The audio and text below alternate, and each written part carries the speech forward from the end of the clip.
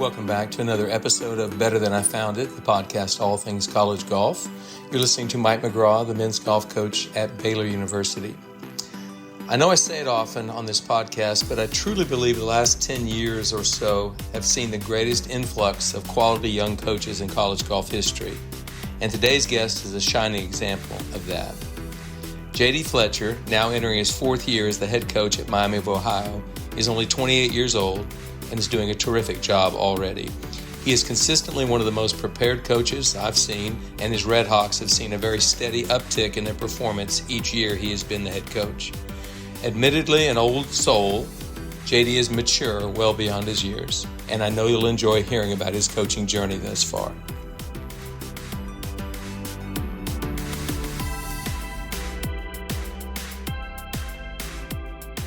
Okay, Better Than I Found It listeners, join me in welcoming Miami of Ohio head coach JD Fletcher to the podcast today. JD, really appreciate you taking time in here in August as we're getting ready for school. You know, it's a busy schedule, even though we haven't started this season, but thanks for taking the time to join me. Of course, Mike, thanks for having me. It's an honor to be here. Yeah, I've literally on this podcast, I don't know how many coaches I've had on here so far. I know that I've had them from all divisions, all levels, head coaches, assistant coaches, retired coaches. And so you fit in sort of that category of young head coaches, which there haven't been that many, but there's been a few. I'm still looking to get Jay Mosley, who was 24 years old when he became the head coach at Kennesaw State. I think his is a great story too, but yours is as well. And it's like, I still consider you a very young coach. How old are you right now? I'm 28. Yeah, I still consider you. I'm turning 28 in August. Okay, a very young head coach. But what's crazy is you're entering your fourth season at Miami. That's got to be hard for you to believe, I bet. 100%. I feel like I just got there yesterday. I just signed a 3-year extension over the summer, so excited to keep moving. And I'm actually running a 100-player alumni outing on Monday up in my old home club in Dublin. So a bunch of energy and passion around the program right now. I just want to keep the momentum going with fundraising and our play right now. So those are all players that played at Miami? I would say probably 20 to 30. And then we have some alums, friends of the program, family, all that kind of stuff. Okay. Well, that'll be a great event. Where are you playing that? Country Club in Muirfield Village. Oh, wow. Nice. I actually brought it to Columbus just because a lot of our alums are centered in Columbus. And I'm actually flying out to Minneapolis right after to go. We got 2 guys in the USAM this week. So really excited to go watch those boys this week as well. That's great. Have you ever been to Hazeltine? I have not. I played Justin's event at Windsong, but I haven't had the chance to get out to Hazeltine, so I'm excited to see it. Are you guys playing Windsong this fall? No, we're like an every other year thing. Depends if Justin's mad at me or not. All right. Well, Hazeltine was probably one of the more controversial golf courses in the history of the U.S. Open when it first hosted in 1970. It was the first European winner, Tony Jacklin, in about 50 years. He was a wire-to-wire winner, but the runner-up, Dave Hill, did not have very many nice things to say about the golf course. Yeah. And so I had seen that on TV and watched it. And I mean, Lee Trevino, Arnold Palmer, and Jack Nicklaus all shot between 78 and 80 that day. So it was the first day. It was a tough golf course. And so when I was an assistant coach at Oklahoma State, we went there in 1999 for the NCAA championship, and I didn't know what to expect. But I do remember the third hole was a par 5 dogleg left, and the rough was just brutal that week for a NCAA championship. It was crazy. And it was a physical impossibility to hit the third green in regulation if you missed the fairway off the tee. Because you could only advance the ball. It was a 600 and some odd yard par 5 kind of uphill second shot. And if you missed the fairway, you were just lashing it straight back out to the fairway. And so you would have 350 or 400 yards left to the green. And so if you missed the fairway, you were for sure not going to hit that green in regulation. And the rest of the course wasn't quite as intimidating, but that third hole, I remember thinking, I'm so glad I don't have to play this hole. But I know you'll enjoy watching a couple of your team members. I've got one young man up there, Davis Ovard, really excited for him. And it's that's a great experience to go. So when do you fly out? Tomorrow? Yeah, so I'll literally run a 100-player outing. I Mhm. don't think I can do the dinner closing remarks. I think my assistant's gonna have to do that, and then I'm just gonna head out there at Okay, like 8:30. Yeah. So perfect. Well, good luck. Have a great week out there. But you know, we talk about it. You're at University or Miami of Ohio, and that's where you played college golf. So talk about the pride of yeah. coaching. I talk to Alan Bratton about it every once in a while, and there's other coaches who are coaching at their alma mater. It's a great feeling. Talk about that. Yeah, so I mean, Miami's given me so much in my life. I met my wife there. We're Miami mergers. She ran track. We got married at the chapel there on campus, on Western campus. So definitely wake up with a different energy and passion every single day for the program. Um, our AD is really big in saying like we get to do our job and we're not entitled, or there's no like it's a privilege and we get to do this every day. We're easily replaceable, and I try to remind myself of that all the time. Pinch myself a little bit and just say, hey, like you're the head coach of Miami and we got to do a really good job here. And there's definitely more pressure, it feels like, because I know so many of the alums, and you just want to make sure you're doing a really, really good job. And you want to make sure there's no table left unturned, and just making sure every single day we're out recruiting people, we're out fundraising people. Our schedule's amazing. Our practice plans are amazing. Strength conditioning's really good. And just, yeah, I literally work every single day of my life on it since I've taken the job. And I don't think I'm ever going to stop doing that. So it's almost an addiction in a way. I just want to make it the best we possibly can. Well, your enthusiasm is coming through in this interview for sure. I think it's one of the great. I always feel gratitude is a great human quality. I mention that often on this podcast, and you obviously are grateful for the opportunity. But the fact that you are so excited to come to work every day. I'm 64. I still feel that way. I get to the office before anybody else every single day, and I don't think that will change. And when it does change, I need to do something else. So keep your enthusiasm. I know your players will feed off of that. I know that donors, alums, different people will feed off that. But that's another thing of the enthusiasm is when you're speaking to a recruit. I mean, you get to speak to what that university, that golf program, that experience did for you as a human being. Talk about that because I've got to think that's an advantage in recruiting. Yeah, of course. I think our Farmer School of Business, first of all, I mean, really uh, teaches you professionalism, how to do a presentation, how to conduct yourself. My coach, Zach Zedrick in particular, did a really good job of getting us in front of donors as student athletes and alums. So was able to kind of cultivate those relationships as a student athlete. And now I'm talking to those same people as a coach. So that's pretty cool. And just really turning you into a man, I think I mean, because Miami really does develop you as a human being first. And I think that's massive. And then, geez, half the groomsmen in my wedding were Miami golfers. Almost all the bridesmaids from my wife were Miami track. So, I mean, the people are amazing there. It's a family, it's a small community, and it definitely has paid dividends for everything. Bet you like Oxford too. Yes, love Oxford, a little college town. No traffic, really nice in the summers and winters, and it's a great simple life. That's great, great. Well, Yeah. let's talk about before Oxford though, before you got to Miami, like your competitive background, how you got started in the game, all of that, and then eventually how Zach Zedrick got you to Miami. Yeah, of course. So I was fortunate and blessed enough to grow up in Dublin, Ohio. We lived on hole number 11 at Muirfield Village Hmm. growing up. So that was, I was just so blessed and I really took advantage of that opportunity. My parents weren't very pushy in any of my sports, which I thought this was a really good parent tactic by them, but they really just left it all up to me. So it was all in my hands in terms of my work ethic and everything like that. But grew up at Country Club Muirfield Village, so the sister course to Muirfield. At 14 years of age, I was caddying over at Muirfield Village, then riding my bike over to TCC to practice, just kind of going back and forth every single day. And then high school, I went to Dublin Jerome. I mean, we graduate anywhere from 2 to 3 Division I players a year. And then I think I got really good at golf at a young age because I was surrounded by Division I talent all the time and played with people that were better than me. So you might know some of these names: Chad Merzbacher, Thomas Dunn played at Tennessee, Jared and Chad Howard played at Cincinnati, Aaron Seekman played at Xavier, Mark McDonald ended up playing at Miami. So those were guys that I got to play with, and I was in sixth grade, and they were in high school. And like I mean, being around them every single day, seeing their mannerisms, seeing their practice, how they play, all that kind of stuff is really what made me a really good player at a super young age.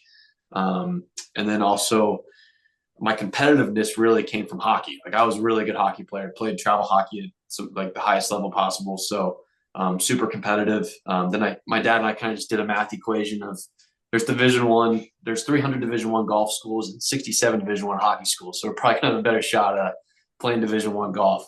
And then ultimately getting to Miami, I went to Miami hockey camp as a middle schooler, fell in love with the campus and the university, and wrote Zach Cedric a handwritten letter in eighth grade, which is funny. I actually found it in his office on my first week of the job, which was awesome.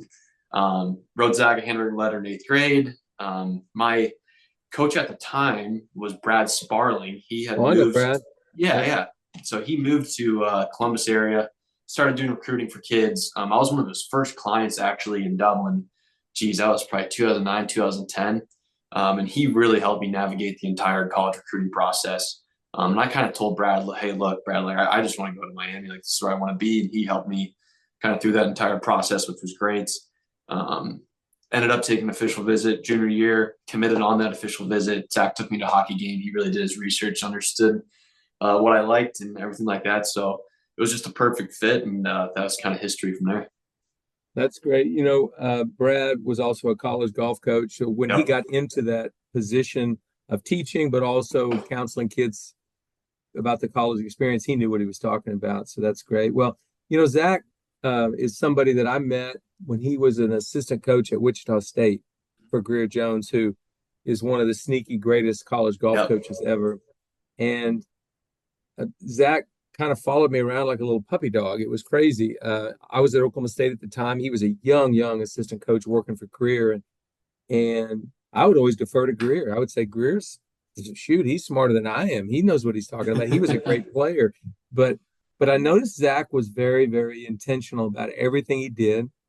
I know he was a great fundraiser. I know that he was a great recruiter. I know he's doing a great job at Notre Dame right now, but tell me about his coaching style. You didn't coach with him, but you played for him. But his coaching style, anything that has influenced your coaching style, and I want to talk to you about also making it your own, the program at Miami, because Zach had put his stamp on it. There's no doubt about it. Had done a great job, and coached some guys that are playing pro golf right now as well. But talk about his influence on your coaching, if there was one. Yeah, of course. Zach did a lot for Miami golf, especially in 2018, endowing our scholarships. So we're not going anywhere, which is great. And that's all because of him and his relationships he made over the decade time he was there at Miami. So, but yeah, Zach and I definitely were very close when I was a student athlete, just because I wanted to get into coaching. I kind of told him that probably sophomore, junior year. We had a lot of hard conversations together. I think some of the things that I've definitely taken away from him is his militant style, emphasizing every day is so important, his organization, and kind of how, he taught me how to sat down and block out each hour of the day, all that kind of stuff. He has an insane work ethic. I mean, we would walk into the weight room at 6:30 a.m. and he would come up the stairs in a drenched shirt just after a workout. And I do that same thing now with my team. And I think that says a lot to the players about, hey, our coach is in here before us and he's doing the same stuff we're doing. And then I think the other big thing is too, the work you do at home and the preparation needs to be done at home. And then when you get to the tournament, like we're just having fun and we're out here trying to win golf tournaments. And the other big thing is too, he would always talk about kind of what we do on November 1st is going to affect what we do at the end of April on the MAC championship, and really emphasizing stacking days. Every day is so important. That was a huge thing as well too. And then kind of my own spin that I've done with our program is I've gone away pretty much almost all the way with like kind of team practices. And we do a lot more playing with a scorecard in our hand. We do a lot more personalized plans, just based off of stats we use from Decade. I just think at the end of the day, golf's a really individual sport. And I want to kind of simulate what we do on the road, which is a scorecard in your hand and you're constantly got to put a score up. So those are kind of the things that I've done differently. But I love Zach as a coach. He's kind of made me the man I am today, and definitely have taken a lot of his coaching habits to what we're currently doing with our program. You know, I love hearing that because I know I took a lot from Mike Holder, tons. Yeah. I mean, I wouldn't have the career I've had without his influence, but he also did a lot of things I would never do as a coach. And I tried not to do it as a coach at Oklahoma State when I became the head coach. I'll never forget one of the most enjoyable letters I ever got from a donor. Was from a guy from Missouri, and he was a big OSU golf fan. He came to games. He was a donor. He did all that. But he had just played in our pro-am, probably my third or fourth year as head coach, third year probably. And he wrote a letter that basically said, "Congratulations. It's obvious to me and everybody else that played in that pro-am that this isn't Mike Holder's program, it's yours." Meaning, and it was truly everybody's program. It was every donor, every alum, every player, every letterman. You know, that's who owned the program, the university, not me. But my stamp, my personality was on the program. I didn't try to just copy what Mike Holder had done. And I was very intentional about that because I couldn't have faked that one. I wasn't going to be like Mike Holder. I had some similarities, but I was not going to be like him. So how have you been able to truly make it your own, other than these few things you've mentioned that you like to do? Is it your program? Is it got your stamp on it right now after 3.5 years?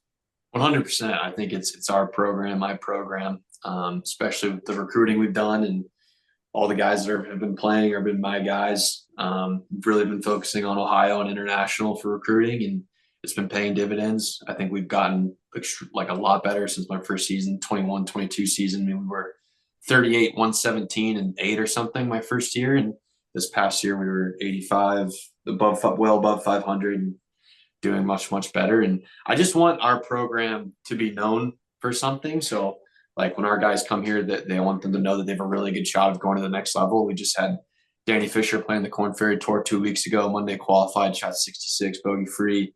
Got Jackie Ebbs is playing, Charlie Nikitas is playing, Brian Orr's still playing. So I really want Miami to be known for a place where you can still go play professional golf. That's huge. I want to keep that going. Then I'm really trying to figure out what our identity is as a team. And this year, we're going to really be good at something. And that one thing to me right now is going to be wedges. I really want to create a wedge plan where guys are coming out and getting that done first thing when they get to the golf course, and they can't do anything else until they get that done. I want us to be known as like, hey, you come here, you come to Miami for play for Coach Fletch, like you're going to get really good at this one or two things. So that's really important to me. Yeah, by the way, who are the two kids playing in the USAM this week? What are their names? Yeah, Brett Podobinski and Matt Mattioli. Okay. Well, you got to be excited about that. I don't think Miami's had two at the USM in a while, right? Yeah, I think the last two was the Riviera with Cam Solomon and Brian Orr. I think that those two played at that. I could be wrong. I think I'm right, though. But yeah.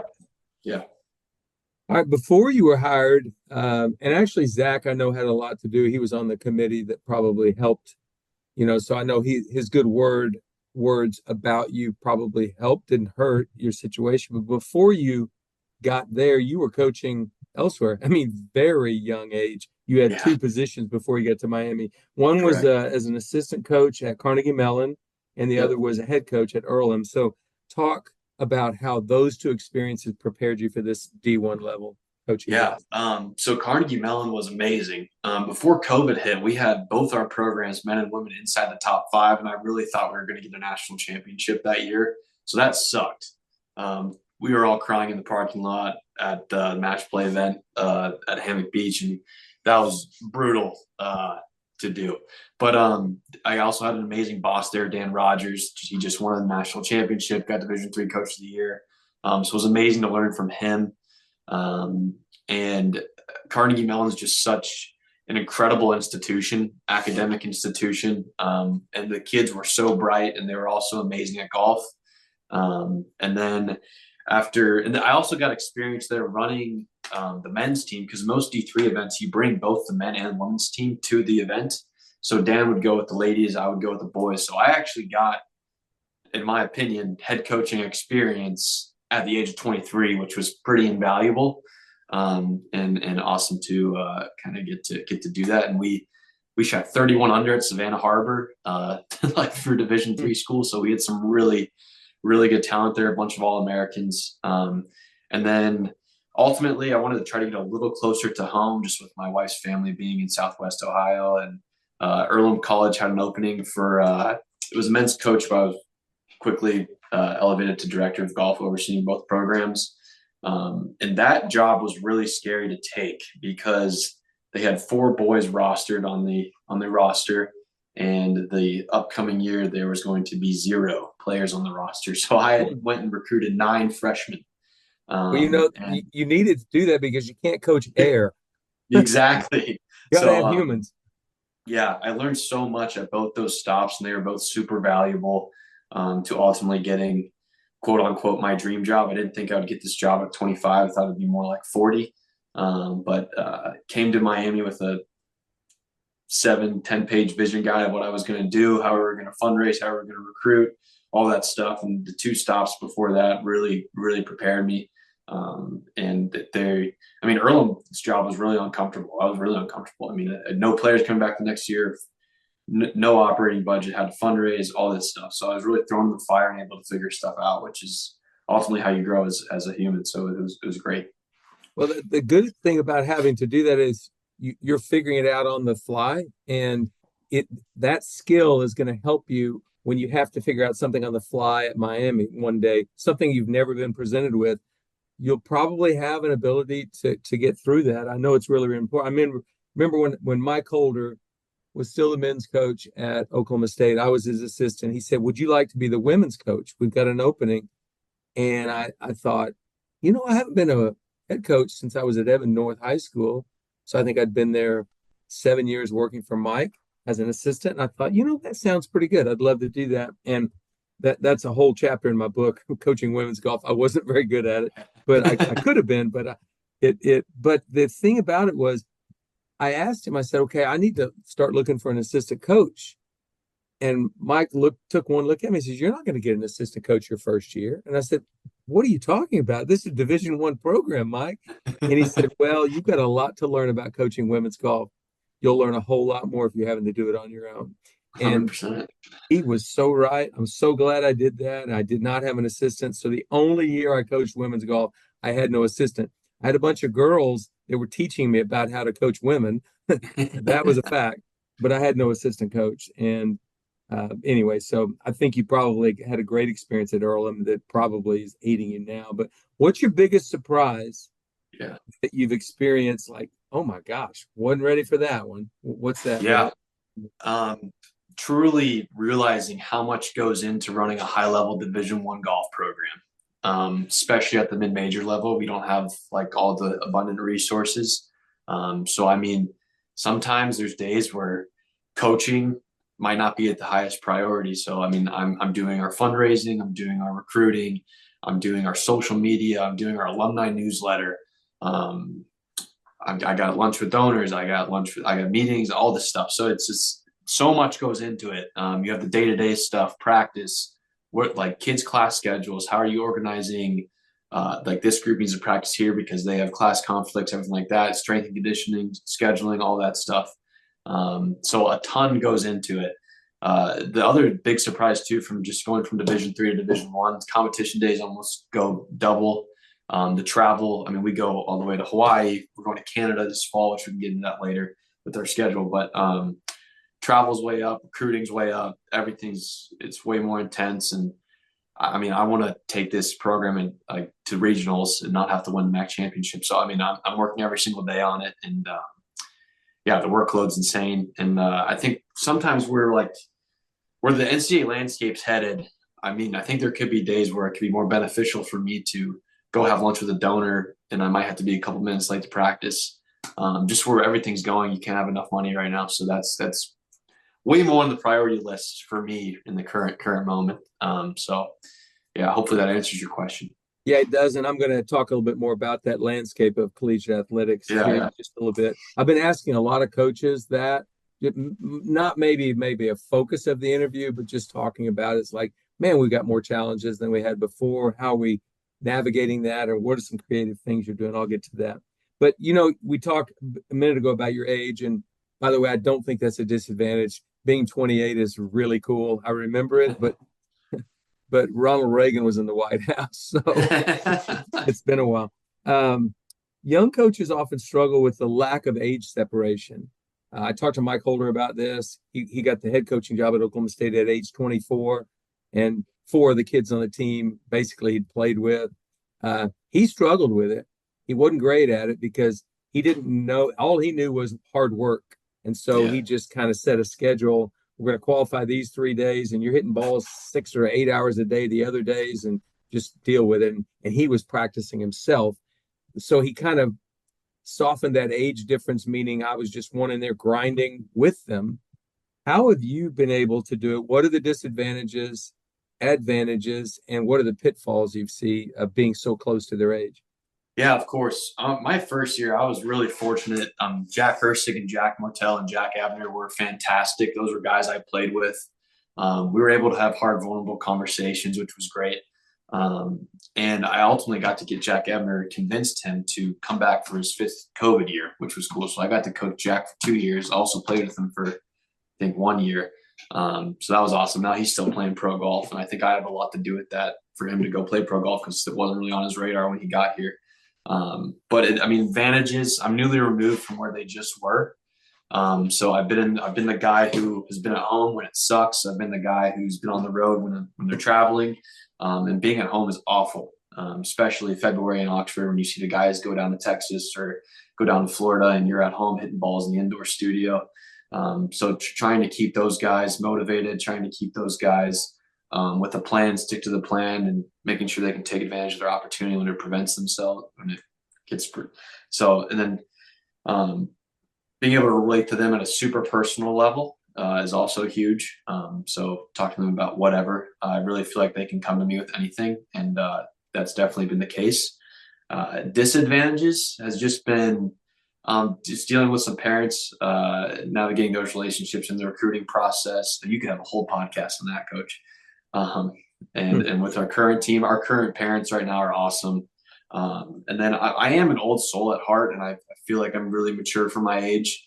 My boss says that all the time. So to me, I haven't really. There's nothing like huge that has happened where age has been a really disadvantage for me. I'm young, motivated, energetic, enthusiastic, and I just love this place. Love Miami so much. So it's been a really easy adjustment.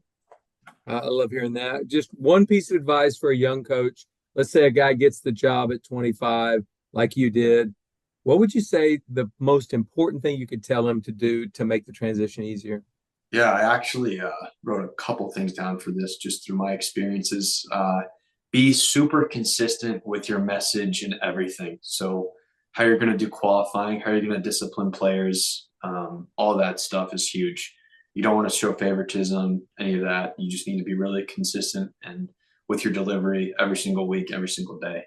I think too, having a mentor that you can have access to, like Coach, you're so gracious with your time, spitting ideas off of you, and Zach also has been the same way. And I also want these guys to know, or young coaches to know, that program building takes time. Don't get frustrated or be so hard on yourself if results aren't coming right away. I really struggled with that my first year. When I got here, our best player transferred to Alabama.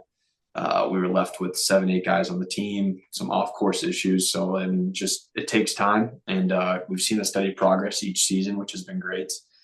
So make sure you're playing the long game. I also think too, playing the hardest schedule you possibly can and playing the most prestigious events you possibly can, and understanding that your schedule is your baby, and that can be one of your biggest recruiting tools. And I think that young coach getting their first head coaching job really needs to go out of their way to develop a relationship with other coaches, potentially host a home event to get reciprocity on their schedule. I think is huge as well too. But those are kind of the key takeaways I would tell a young head coach getting into Division I. Yeah, I love that. And you talked about trying to build a program. I mean, Zach had a good program that he handed off to you, but you still have to build your own program, what it's going to be like, what you're going to do, and there are things that could be improved in any program. When I left Oklahoma State, Alan Bratton had some cleaning up to do. There were some things that needed to be taken care of, even though it was a great program. But only your third season, your team finished second at the MAC championship, which was the best finish by the team since 2015. So talk about the building process in your third season to get the team. You almost qualified for postseason regionals. Had you won the MAC championship, you would have. Talk about that process of building over the first 3 years anyway. Yeah, of course. So obviously, number one, recruiting was huge. So my vision guide I sent to Miami, I had how I was going to recruit. We were going to focus on Ohio guys that really wanted to bleed red and white, wanted to dig out of the dirt at Houston Woods at our home course. That was huge. And then I wanted to get really high level international players because at the end of the day, the top Ohio guys are going to Ohio State, Kent State, Cincinnati. Doug is doing a great job down there. So getting guys that may have not fully developed yet that are in Ohio that have a ton of speed, stuff like that. That's what we've been looking at. And kind of building up to our previous finish. We've been in the final pairing now the last 2 years. And that's something I talk to the boys all the time. Like our goal at the MAC championships is the first day, not to shoot ourselves out of it. Second day, keep moving up the leaderboard, and final day, if we want to be in the final group. That's our goal for the week. And then I also think too, our schedule with us adding Hawaii, that's no competition dates. So we've actually increased the volume of our tournament schedule a little bit. I'm a huge proponent in competing. So I think that's helped a ton too. And we've also kind of changed our schedule in a way we're playing big fall seasons. We kind of ease into the spring and we play a big April. So that's kind of how I've structured our schedule, which I think has helped immensely. And I think we just have guys who have the right mindset. And Danny Fisher has been an unbelievable leader for us the last 2 years. So it's going to suck not have him this year. So I'm really excited to see who will take that leadership role in our team. But that's kind of how we've built over the last 3 years. Yeah, that's really well said. And Mike Small talked to me about that. They had a strong fall schedule. He always kind of eased into the spring because of the obvious winter considerations up north, and then had a great April. And I think that's been a good model for him. But you were saying it, you don't get the best players in Ohio because they're probably going to go to Ohio State, Kent State, Cincinnati. So in Texas, I've always tried to aspire to the best players in Texas. Yeah, we do that. We try to do that. You aspire there, but it's a reality. You're not going to get them all the time, and neither am I. And one of the reasons that probably you have that issue and I have the issue is academically, both Miami and Baylor are strong, and they're definitely strong in the business school area for sure. But talk about that because I know that's been a challenge for me. One I accepted and one that I didn't shy away from, but academics are more important at both schools. So talk about how you do that in recruiting. Yeah, of course. So graduating champions is our athletic mission statement. So that's athletic and academic excellence at the highest level. So when I'm talking to a kid in the recruiting process, I make sure they know how we do one thing is how we do everything. So, I mean, our boys are in study tables. Our boys send us academic reports every Sunday. We see where their grades are at. We see what they got going on the upcoming week. We make sure our professors have their missed class forms, all that good stuff, sit at the front row. We've had the highest team GPA in the male side every semester, pretty much.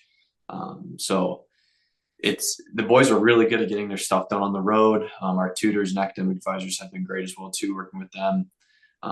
But yeah, I mean, the boys have a lot of extra time management skills and stuff like that they need to be working on and discipline to get that done because the academics are very rigorous at Miami on top of our travel schedule. So, they do a good job. Essentially, you don't shy away from it. You don't hide it. It's there. It's part of the equation. Yeah, 100%. Okay, good. We talked earlier about the new world, NIL, paying for grades, transfer portal, and now upcoming roster limits. I mean, it's like they've changed the collegiate model. It doesn't look the same. So without going into a deep dive on this, I mean, like really big team, how do you think you are adjusting to these new changes, you personally, and how you're going to deal with it with your program at Miami? Yeah, I'll be honest with you. I haven't checked the transfer portal in like a year. Mhm. I think Miami golf, like if you look at our junior class right now, Podobinski, Pero, and Weber came in their freshman year. We were able to mold them into the culture we wanted them to be molded into. And they're really like reaping the benefits of that through their performance and everything. So I really want to bring in junior golfers and mold them into men and have them be great citizens when they leave Miami University and be great representatives of Miami University. And that might end up killing me in the long run. I have no idea, but I'm going to stick to that right now. I want to recruit junior golfers. I want to mold them into the men I want to mold them into. And I just think that's how we've had success. I've done the transfer thing and everything like that. It's been okay. But I much rather bring in a junior golfer, a loyal family, a loyal junior golfer that really wants to bleed red and white. I think that's huge for us. Yeah, I love that. Yeah. I love it. It's almost going to be a dinosaur. I mean, I because know. I know a lot of guys in this roster limits, they're going to downsize not to 9, but they're going to downsize to 7. Yep. And instead of recruiting a freshman for that class, whenever that happens, they're going to save 2 spots for transfers in the portal. So Yep. it's part of our world. I would rather do it the way you're doing it. I still don't have any transfers out.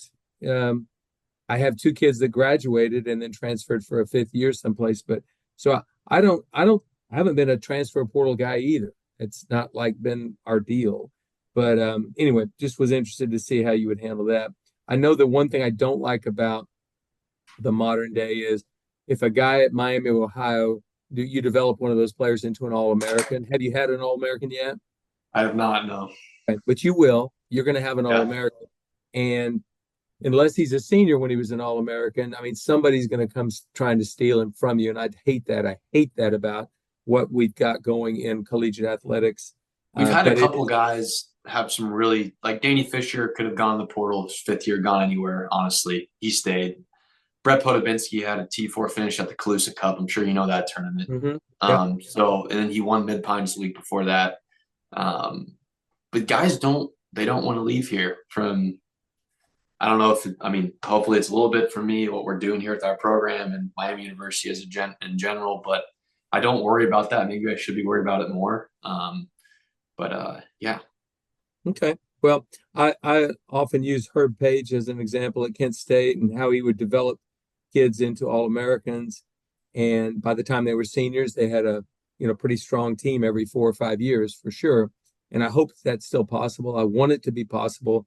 I'm not a mid-major, and I'm going to ask that question in a minute about the term mid-major, but I know that it's really inspiring when a mid-major team jumps up and does what Pepperdine did a couple of years ago and some other things. So still possible. Let's make it happen.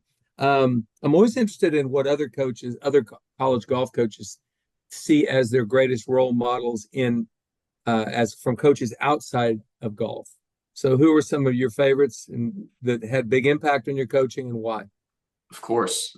So I have a coach and I have a former boss that I'd like to talk about. My number one coach for sure is Nick Saban. He's demanding on his players. He brings a contagious energy to work every single day. His attention to detail and his perfectionism. He wants his athletes to be the standard he holds his athletes to. Guys want to play for him. He refuses to have any type of mediocrity. And those are the kind of qualities I want to try to bring to my program every single day. Because if we're going to do this, let's just go all in and not leave any stone unturned. So, I mean, that's my biggest guy I love to listen to. Do you think I should have him on my podcast? That would be incredible. That would be incredible. I'll work on that. So yeah, and then the one boss I wrote down here is I grew up caddying at Muirfield Village Golf Club all throughout middle school, high school, and college. Chad Baker is still the caddy master there, head of outside ops, and that place is as high level as it gets. I mean, you see a guest walking, you better be running and getting their bag. You got to be clean shaved to work every single day. If you don't, you're going to be shaving with no shaving cream with a metal razor. It taught me how to talk with millionaires, how to build relationships, how to act professional, how to be on time, all those little things. I really think Muirfield Village has really helped me instill some amazing qualities I can give to my boys right now. Like we clean shave to tournaments. We're always on time. That's a huge thing in our program as well too. And I think just being around high performing operation like that has really helped me become the coach I am today. Very good. Very good. I would say that probably came initially from Jack Nicklaus. 100%. Probably what he saw at Augusta National, and he tried to, even though he had his own personality on Muirfield Village, I know a lot of those things were the same. And Jack Nicklaus is still my favorite golfer as a young boy. He was the hero of mine when I was growing up, and I know that you got that through Chad Baker from Jack Nicklaus, I'm sure. Yeah. Noticed on your website, you guys have had 3 Earl Yestingsmeyer's Sportsmanship Award winners in the MAC conference, 3 in a row. Okay, yeah. So you finished second, so you're obviously a very competitive team in the MAC conference. But you've got 3 straight years, kids that are your players that have won a Sportsmanship Award. Talk about that, how your guys compete, and why that's important to you. Yeah, of course. So a little background on that award. So Earl Yestingsmeyer was the former coach at Ball State, Mike Flex program right now. So awesome award, Sportsmanship Award. A lot of our other teams in our conference call us Good Guy U. We're the team guys want to play with. All of our boys develop really good relationships with all the teams we play with and everything like that. I can't take all the credit for these awards because these were some of Zach's recruits. If not, I think all of them were actually, yes. But I was just able to kind of keep what Zach had going on, which was great. I think the award shows people in the public what our program is about: integrity, respectfulness, everything like that. Ultimately, it's all things you want your program to be about as well too, which is great. So I do want to win that trophy next year again, but I also want to win the big one too. Well, I think it's important to note they're not mutually exclusive. You can be a good person competing the right way and still be a champion. I think that's one of the things Jack Nicklaus showed in his career. I mean, he was an assassin as far as a competitor was concerned, but he always showed such respect for his opponent. And he would, when he was playing and really competing, he always deflected all the attention to his opponent. I thought he just did an amazing job of that. He competed and he was a sportsman at the highest level. There's no doubt about it. I still think you can do both. I really do. And so when I saw that you had 3 in a row, and that doesn't surprise me that Zach would have recruited kids like that either to Miami. But I think that's amazing. And Johnny Kiefer, who's playing on the PGA Tour Americas, he just graduated from Baylor, 5th year COVID guy, the whole deal. He was the only 3-time Big 12 Scholar Athlete of the Year in the history of the Big 12 in men's golf. And that said so much to me because he was a relentless competitor and he tried so hard to be a great player, but academics were important to him as well. And he took pride in winning that award. And I'm so thankful. So that's really cool. You've had 3 in a row. Name the 3 guys who won that award for you. Yeah. So Cam Solomon, Jack Hersig, Jack Ebner, and Danny Fisher. Okay. Yep. Wonderful. So awesome. I mentioned this earlier, the term mid-major, because we talk about mid-majors, we talk about Power 5 or now Power 4 conference. Yeah. Does that term bother you? If so, why? And if so, how have you used it as a positive chip on your shoulder? Yeah. So, yes, we are mid-major. We don't have the flashiest Mercedes-Benz. We don't fly private. But I don't think there's anything mid-major about our schedule, our guys' rankings, all of that stuff. And we definitely do use it as a chip on our shoulder. Like when we went to the Calusa Cup and we took down Nebraska, Iowa, we got to play with Wake Forest the final round. We were 6-7 shots off from Georgia Tech. If we didn't implode the last hour of the tournament, we would have beaten those teams. So it's just great to know that our guys want to be on that stage, on that Power 4 stage. And we definitely use it as a chip on our shoulder. And but I don't think there's anything mid-major about our program and what Miami University has to offer. And I think they're going to keep seeing our name more and more. Good. Well, I occasionally use the term mid-major, and I just it's just college golf. It's Yeah. just collegiate athletics. It's just but you're not teaching any better or worse things than I'm teaching at Baylor. We're Look not at inventing. Amos and East Tennessee State. It's unbelievable. Yeah. Yeah. I mean, there's just so many things. And I mentioned Herb Page earlier. Definitely, Yep. that was a mid-major up north, just like you, and was able to be competitive. I think you can do it. I don't have any doubt. But I just wondered how a mid-major coach reacts to the term mid-major because it's I hate it. I bet you do. I wouldn't love it either. And and honestly, even though I'm still part of a Power Five conference school, we're a small private institution, Yeah. not a big school at all. And there's some disadvantages, but there's some huge advantages to being in that spot. So I know you've found the advantages part at being at Miami. Um, Most important piece of advice or wisdom you've ever received from another coach, period. That's really stuck with you. That's really I always ask this question of a coach because I get some good nugget from this every single time. Yeah, of course. So I have to say something that's not from a coach. This is from my grandpa. He worked in real estate. He said, JD, if you really want to separate yourself when you get into the workforce, you need to work 7 days a week. So I really make sure I'm doing something for the program every single day. And I think from a coach specifically, it was actually from one of your podcasts with Mike Small. He said, if you come to Illinois and you end your career and you either end up averaging 75 or being an All-American, that ultimately was up to you. And it's up to the players to take ownership, to use their resources, everything like that, to kind of get to where they want to get to. So I really tell my boys that all the time. Like, you need to take ownership. A lot of this is on you. I'm here to give you a blueprint, and you need to go about that blueprint how you want to. I think that's huge because I think a lot of the kids nowadays are a little soft, a little entitled. I think everything should come to them really fast. So that was a really good nugget I've got from Mike Small from one of your podcasts. Yeah, that was last December when I interviewed Mike, and I'd been wanting to do that interview for a long time. I used to think of Mike Small as a really incredible coach of a Northern team, but I don't think that way anymore. He's just been an incredible coach that's done a great job of recruiting kids that will respond to his coaching, and he's been incredibly successful almost every single year at the national championship. So I used to think of it as being a Northern school doing well, but it's not. It's just a guy who's created an incredible program. And yes, I got that same nugget out of that podcast. When I was doing the interview with him, I thought that was great. So thank you. Um, we're less than a month away from the fall season. One of the things I was going to ask you just about your fall schedule, and then I know you host tournaments. Talk about the reason you host tournaments and how you benefit from that. Yeah, of course. I'll just give you a quick for our fall slate. We start up at the UP of Michigan, the Island Resort Intercollegiate, hosted by South Dakota State.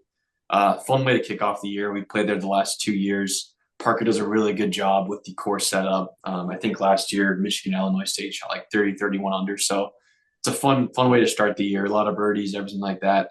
Then we're going to the Canadian Collegiate, hosted by Coach Leon, Coach Mills, Penn State, Kent State, and Canadian Golf Association is also going to have a big part of that as well.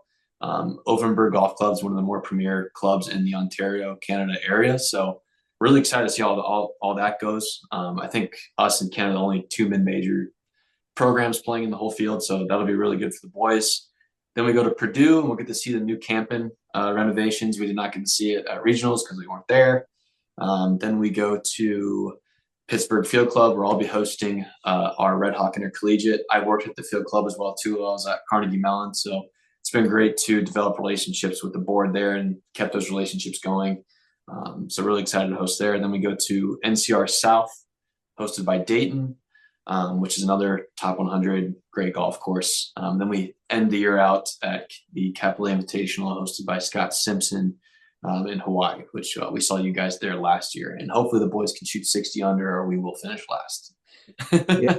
You know, Scott did a great job with that tournament, and the weather was absolutely flawless. Yep. Our boys were Golfers did not used to have a that. lot of defense. Yeah. It did not. So that's a Then great going schedule. back Why do you host events? Yeah, so hosting is a lot of fun. I love getting different coaches there and engaging with coaches, and helps us with reciprocity for our schedule as well too. We also host an individual event, so those have been popping up a lot more recently with the bigger rosters. They could be going back down again now after these roster limits come through, but I still think there could be a market for them. When I was a player, I was always the guy on outside looking in. And I think it's really made our team a lot better in terms of development, providing these individual opportunities. I think the kids are 100% entitled to them if they've been working really hard. And if you're on a good team, there's just they haven't been able to crack the lineup. And I think ultimately getting a competitive opportunity is going to make them better as a player, no matter what it is. So we host a little individual event. Cincinnati, Indiana, we've got some good schools coming. So that'll be great. And I think any competition's competition. So it'll be great. Doug Martin loves the course we do that. So that's always good. And it's going to be good. Yeah. Talk about a guy who's been doing a great job with coaching. Doug's great. Doug's building a great program. One of my big mentors for sure. Yeah, he's a good one. So you have been an assistant coach. You've been a head coach at a small school. Now you're a head coach at Miami. But you've now hired assistant coaches, a couple. So tell me about them. I know that wasn't the case when you first got there. Yeah, of course. So Charlie Winkler will be going into his second season. He's definitely called the vibe coach on our team with the boys, brings a positive vibe every single day. He does a great job. He's also a Miami alum, so he's been great with recruits and selling the story there and all that good stuff. And then we recently just added Bruce Cunningham, which is unbelievable. And I'm so excited to be working with Bruce. He's a big mentor of mine, great friend. He really helped me in my first year at Miami as well too. And he knows what it takes to win a MAC championship. And I'm also really excited to see what he can bring to the table for our Canada and international recruiting as well too. So really excited to bring he's got 30 years of experience, which I do not. So every single year we start a new season, I really want to make sure I'm doing something different and new that's going to make our program better. So like this year we're getting a new van, we got a new assistant coach, and then next year hopefully we have NIL opportunities or stuff like that. I just want every single year want to make sure we're doing something better, never getting complacent. And I think Bruce is going to bring a great presence to our team. So we're really excited. I love your enthusiasm. I might come to work for you. You got an extra spot? I don't know, Coach. I don't think I'll be trying to just keep up with you. Yeah, I don't know. I love enthusiasm. I love, as you get to be my age, that's the real challenge because you're a little more jaded. You've had more disappointments than a young 28-year-old coach. You tend to see the darker side. Unfortunately, it's just human nature, and I don't want to be that way. So I love it when I'm talking to a young head coach or just a young coach, period, who has a lot of enthusiasm and loves what he's doing, because I do too. And I want to continue that as long as I get to coach. And but that's why I have people like you on this podcast to hopefully inspire other coaches to want to do great things. And you mentioned in this podcast that you got a great piece of wisdom from a former podcast guest of mine. I get that all the time. And I picked up on a couple of things from you today. So I do want to thank you so much for joining me today. And I look forward to seeing you. How about at a regional? How about at a regional this year? How about that? The boys want it. We want it. I think we got the right personnel to do it. I really do think we're going to be better this year too, even with losing Danny. I mean, we had a redshirt freshman compete in the Sunny Hannah and the Southern Am this summer. So really excited to see what we can do. Well, you guys are going to be great. So I don't know when we'll see you next, but best of luck this fall. Play well, and I look forward to seeing you, like I said, at a regional. That'd be great. Thanks, Coach. Appreciate everything you do for the game, the profession, and you make it better for sure. Well, I appreciate that, JD. Thanks again, and we'll talk to you soon. All right, we'll see you, Coach. Bye.